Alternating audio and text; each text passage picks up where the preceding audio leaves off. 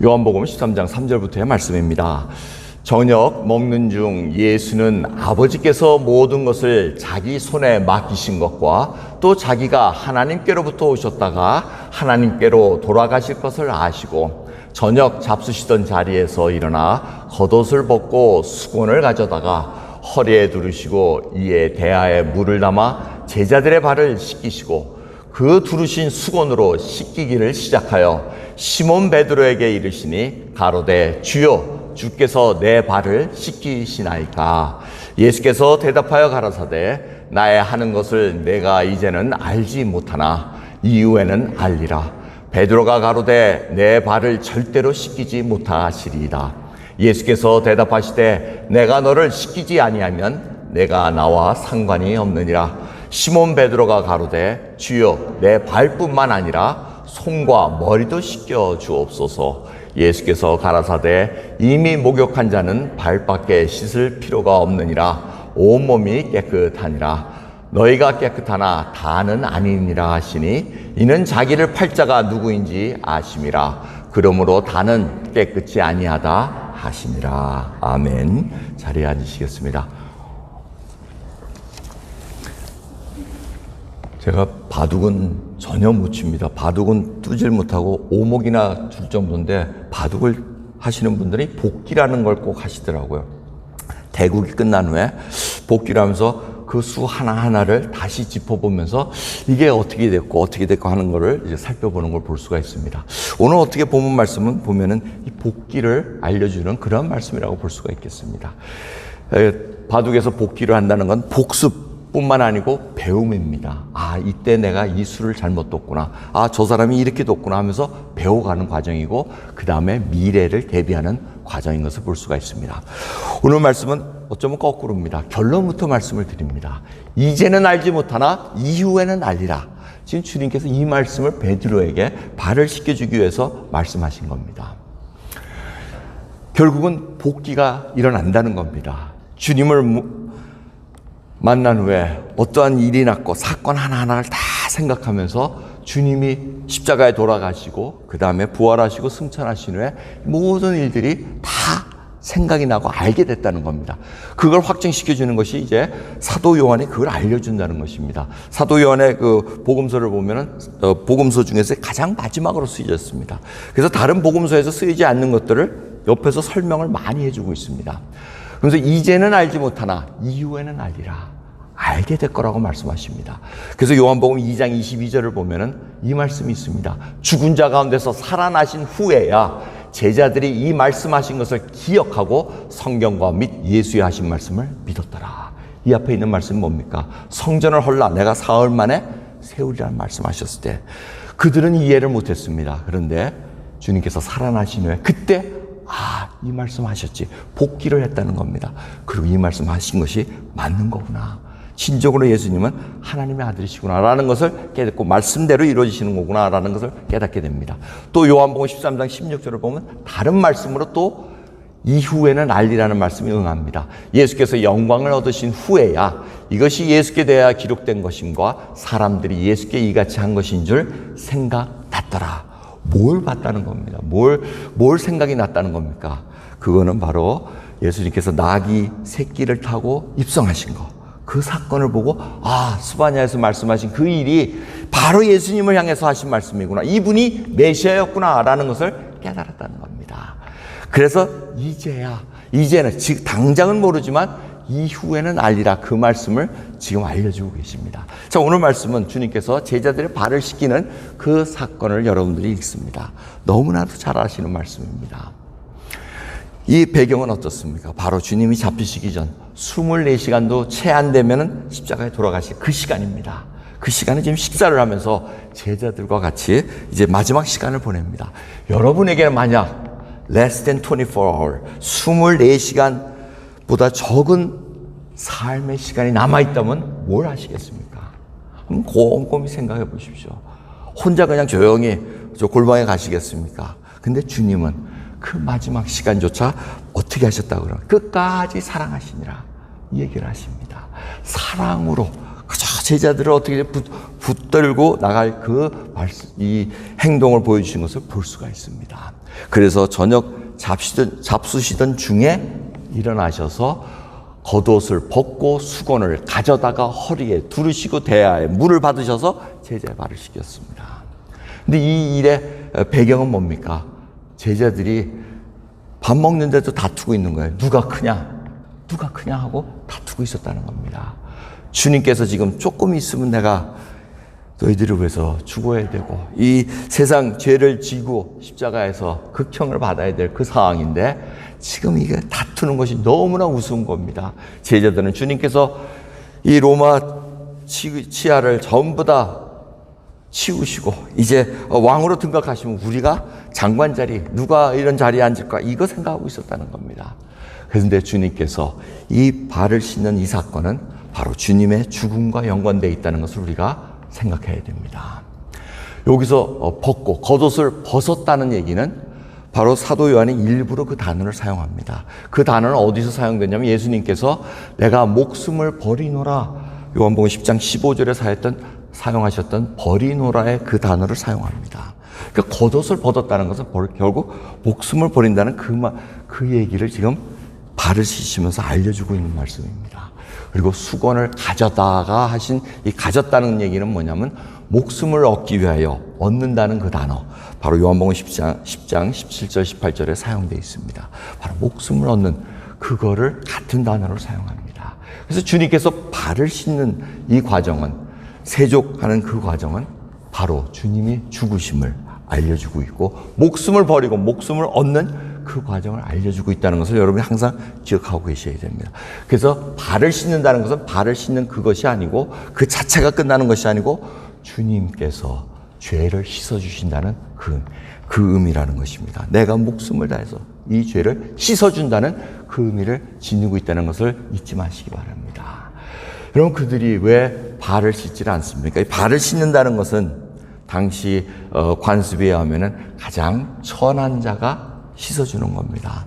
그래서 그 천한 일이기 때문에 유대인 종은 유대인의 동족의 발을 씻기지 않게 했습니다. 왜? 너무나 천하기 때문에. 인격 모독이라는 얘기죠. 다른 이방인 종은 주인의 발을 씻겨줘도 되지만 유대인끼리는 할 수 없다라는 그런 불문멸이 있었다는 겁니다. 그만큼 천한 것이기에 제자들이 서로 보기에 누가 크냐가 다투는데 발 씻어줄 여부는 생기지 않았다는 겁니다. 그때 주님께서 두 가지 메시지를 저희들에게 주는 것을 볼 수가 있습니다. 여러분, 정말 주님께서 하나님이 되신데 하나님이시면서 이 땅에 사람의 몸을 빌어서 오셔가지고 그 손으로 발을 씻겨준다는 놀라운 일을 감당하시는데 지금 이 제자들은 그걸 모르고 있었다는 겁니다. 지금은 모르나 이후에는 알리라 알게 됐다는 것입니다. 주님께서 발을 차례대로 제자들을 씻습니다. 그리고 베드로 차례가 됐을 때 베드로가 뭐라 그럽니까? 주여, 주께서 내 발을 씻기시나이까? 주님께서 하시는 말씀이 뭡니까? 나의 하는 것을 내가 이제는 알지 못하나 이후에는 알리라, 이렇게 얘기합니다.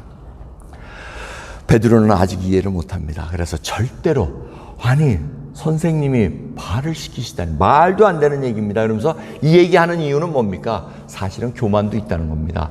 씻음을 받은 제자들에게 야, 너희들은 거부를 해야지 그거를 발을 뚝 내밀고 있냐? 이 얘기입니다. 그렇지 않습니까? 베드로의 그 교만함. 야, 나는 너희들하고는 틀려. 주님 발 씻으면 안 돼. 내 어찌 감히 선생님이 저 발을, 주님이 내 발을 씻으시겠습니까? 다른 제자들 무안하게 만드는 그런 과정입니다. 하지만 주님께서 놀라운 대답을 하십니다. 그 대답은 뭐냐? 내가 너를 씻기지 아니하면 내가 나와 상관이 없느니라. 여기서 이 상관이라는 말은 뭐냐면 유업, 기업이라는 뜻입니다. 굉장히 중요한 단어입니다. 그래서 베드로가 이 단어를 딱 듣자마자 어머나, 내 발뿐 아니라 손과 머리도 씻겨주십시오. 이 유업을 받아야 되니까. 여러분, 그래서 이 대화가 지금 이렇게 이어지고 있다는 겁니다. 베드로의 이 양극을 저희들이 볼 수가 있습니다. 여러분, 어떻습니까? 우리는 그런 양극을 달리지 않습니까? 어쩌면 자기의 믿음 좋은 거를 다른 사람의 무관함을 탁 일깨워주면서 자기를 드러내기 위한 그러한 교만감, 또 어떤 때는 그 복을 쟁취하기 위해서 아나무인격으로 그냥 달라붙는 그런 모습. 그게 바로 베드로 모습이 바로 저희들의 모습입니다. 이 유업을 못 받으면 아무 상관이 없습니다. 그래서 주님께서 너희가 나로부터 죄 씻음을 씻기지 않으면, 죄 씻음을 당하지 않으면, 나로부터 당하지 않으면, 씻김을 당하지 않으면 유업을 받을 수 없느니라. 구원받을 수 없다는 그 말씀을 하고 계시다는 겁니다. 그래서 이 제자들의 발을 씻는 것이 얼마나 귀한 메시지인지 모릅니다. 전에는 몰랐으나 이제는 알게 된다는 겁니다. 여러분, 이제는 알고 계십니까? 하나님이신 예수님께서 우리의 발을 씻깁니다. 이 겸손함으로 인도하신 것을 볼 수가 있습니다. 그러기에 오늘 주님께서 이후에는 알리라는 이 메시지는 뭐냐면, 첫 번째 제자들의 발을 씻었다는 것은 그 씻음으로 말미암아 구원론적 의미를 알려주셨다는 겁니다. 예수님의 죽음이 바로 죄를 씻듯이 제자들의 발을 씻는 것, 목욕한 것과 똑같다고 얘기합니다. 그래서 발을 씻음으로 말미암아 상관이 있다는 것을 일깨워 주신다는 것입니다. 주님의 대속의 제사가 바로 우리를 하나님과의 올바른 관계로 이끌어 주셨다는 것. 그래서 주님께서 요한복음 13장을 쭉 읽어보시면 새 언약과 새 계명을 주십니다. 왜? 하나님과의 관계가 새로워지기 때문에. 주님께서 죄를 대속해 주시고 다 씻어 주심으로 말미암아 이제는 하나님 앞에 온전히 설 수 있는 길을 열어 주시기 때문에 새 언약 속에 있는 백성으로 만들어 주셔서 새 언약을 주신다는 겁니다. 그래서 서로 사랑하라는 그 말씀을 저희들에게 주시고, 이 새 언약은 이제 법을 돌에 새겨놓는 것이 아니고 신비, 마음에 심어주겠다. 성령을 주셔서 성령 하나님께서 우리 마음속에 기억나게 하시고 말씀대로 살 수 있게끔 해주신다는, 그리고 성령님이 저희와 함께 거하심으로 말미암아 우리가 거룩한 전 성전이 되었다는 것을 알게 해주셨다는 겁니다. 이 놀라운 것이 바로 이후에는 알리라. 주님께서 돌아가시고 부활하셔서 승천하신 후에 모든 것이 분명하게 드러났다는 것입니다. 두 번째로 주님께서 이 발을 씻은 이유는 바로 너희도 서로 발을 씻는 것이 옳으니라. 본을 보여주시겠다고 말씀하십니다. 13장 14절 15절을 보면 내가 주와 또는 선생이 되어 너희 발을 씻겼으니 너희도 서로 발을 씻기는 것이 옳으니라. 내가 너에게 행한 것 같이 너희도 행하게 하려 하여 본을 보였노라. 여러분, 굉장히 중요한 메시지입니다. 발 씻는다는 것은 하나의 예식은 아닙니다. 절대 예식이 될 수가 없습니다. 프리텐드 할 수 없습니다. 근데 이 발을 씻음으로 말미암아 진정으로 섬기는 모습을 보여준다는 겁니다. 허리를 구부려야 섬길 수가 있고 씻을 수가 있습니다. 여러분, 이 하나님의 나라에 들어온 백성, 새 언약의 백성들은 다른 법칙으로 살아갑니다. 그것이 바로 주님께서 보여주신 본이라는 것입니다. 세상에 권위 있는 자는 대접을 받아야 됩니다. 하지만 하나님의 나라의 권위는 어디 있습니까? 섬기는 데 있다는 겁니다. 그래서 연세가 많이 드시면 지금 허리가 많이 아프네. 허리가 이렇게 꾸불꾸불 하잖아요. 그죠? 이게 다 섬기라는 자세입니다. 주님 왜 허리가 아픕니까? 내가 섬기질 못해서 강압적으로 저 허리를 아프게 하시는군요. 이렇게 받아들이면 다 은혜가 되지 않습니까? 웃지도 않아요. 하여튼 뭐가 이렇게 불만이세요? 근데 다 꽈배기 드셨나? 아무튼 자, 섬기려니까 그게 싫은가 봐요. 그죠? 섬기셔야 돼요. 왜? 하나님 나라의 백성에 사는 원리가 섬기는 데 있다는 겁니다. 그래서 주님께서 그렇게 본을 보여주셨다는 거예요. 너희가 나를 선생 주라고 하는데, 내가 지금 너희들 그렇게 다투고 있는데, 누가 크냐고 싸우는데 내가 지금 섬기는 본을 보여줬을 때 이것이 얼마나 감사한지 모른다 하고 얘기하십니다. 갈라디아 5장 13절에 그래서 이 말씀을 하십니다. 형제들아, 너희가 자유를 위하여 부르심을 입었으나 그러나 그 자유로 육체의 기회를 삼지 말고 오직 사랑으로 서로 종노릇하라. 이 말씀하고 계십니다. 종노릇한다는 것은 섬기는 것입니다. 여러분, 세족식의 경험이 있으신지 모르겠습니다. 정말 몇 번 세족식을 이렇게 했는데, 저 개인적으로는 이 세족식 하는 걸 별로 이렇게 탕탐치 않게 얘기합니다. 저는 왜 그러냐면 발톱에 무좀이 굉장히 심해가지고 이 내놓기가 좀 부끄럽습니다, 사실은. 그런데 이 세족식을 이렇게 할 때 제가 했던 경험으로는 어느 모임에 갔는데 간증을 하신 분이 계셨어요. 인물도 좋으시고, 근데 이분이 간증이 뭐냐면 자기가 그냥 엄청난 깡패였다는 거예요. 사람도 그냥 막 두들겨 패고 자기 손에 피가 그칠 날이 없는 그런 깡패였다는 거예요. 그래가지고 근데 예수님을 만난 후에 야가 돌아서는 주님 내가 이런 악한 죄인이었다니 하고 주님 앞에 회개하고 해서 이제는 순한 양이 됐습니다 하고 간증을 하시더라고요. 그래가지고 이제 세족식이 시간이 돼가지고 딱 하는데 제가 딱 앉아가지고 이제 눈 감고 기도하면서 누가 내 발을 씻어주시나 하고 이렇게 딱 눈을 뜨니까 누가 앉아있게요. 그 깡패가 앉아있는 깡패. 왔다야. 야, 그 감동이더라고요. 뭐 보통 사람이 하면은 감동이 안 올 텐데, 어이구, 그 무시무시한 깡패가 그 우지막지한 손으로 그냥 발을 그냥 그 무좀나 생긴 그 발을 그냥 뿌득뿌득 닦아주는데, 눈물 나더라고요. 와, 이런 것으로 이 세족식에 하나님 은혜가 임합니다. 주님께서 정말 주신 그 믿음, 서로의 종노릇하는 것을 우리가 보여주면서 서로 하는 그 시간, 그런 일들이 있다는 것을 아십니다. 여러분, 저희들 진정으로 발 씻음과 같은 그런 종노릇을 하고 있습니다. 그것도 사랑으로 해야 됩니다. 그럼 유대인 중에서도 이 발을 씻는 게 아까 천하다고 말씀드렸습니다. 근데 아내가 남편을 발 씻는 것은 괜찮습니다. 그리고 아버지, 부모가 자식의 발을 씻는 것은 괜찮습니다. 그 이유가 뭔지 아시죠?